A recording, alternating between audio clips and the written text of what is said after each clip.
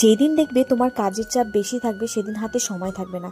আজ দিনটা ছিল তেমনই। ভেবেছি একটু ঘরটা ঝাড়বো, কিন্তু অনেক কাজ বেরিয়ে গেছে। তাই সকাল সকাল বিছানাপত্র পরিষ্কার করে এই হাতে স্মুদি গ্লাস নিয়ে ব্রেকফাস্ট করে সোজা লেগে পড়েছি কাজে। আর আজকে জামা কাপড়ও অনেকটা জমে গেছে, তাই ভাবলাম সকালে আগে জামা কাপড়গুলো ধুয়ে দিই, না হলে শুকাবে না। রোদটা একটু কম আছে, তাই সবার আগে জামা কাপড় ধুয়ে রান্না বান্না করে সোজা দুপুরে স্নানের আগে চলে এসেছি ঘরটা ঝাড়বো বলে। কারণ সামনে পয়লা বৈশাখ এসেছে, ঘর তো ঝাড়তেই হবে। আর আমার স্কুলও দুদিন পর খুলে যাবে, আর সময় পাবো না। তাই আজ ভাবলাম ঘরটা ঝেড়ে নিই। আর মেয়ের জ্বালায় দেখো এদিক ওদিক সেদিকে যেসব জিনিসপত্র থাকে সব খাটের নিচে ঢুকিয়ে রাখি, কারণ ও না এগুলো দিয়ে খেলে, আর এগুলো ভীষণ হার্মফুল।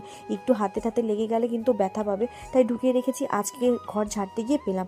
আর জানো, অনেক কিছুই পেয়েছি। এটা না অনেক দিন ধরে খুঁজছিলাম, এটাও পেয়ে গেছি। এটা হলো একটা ম্যাগনেট। যাই হোক, তারপরে ঘর ঝাড়তে ঝাড়তে আমার বর এসে আমাকে একটা ব্যাড নিউজ দিল। আমাদের দোকানে যে ভাই থাকে না, সে আমাদের স্কুটিটা ঠোকর মেরে দিয়েছে, তো সামনেটা অনেকটাই ভেঙে গেছে। যাই হোক, এই খবরটা শুনে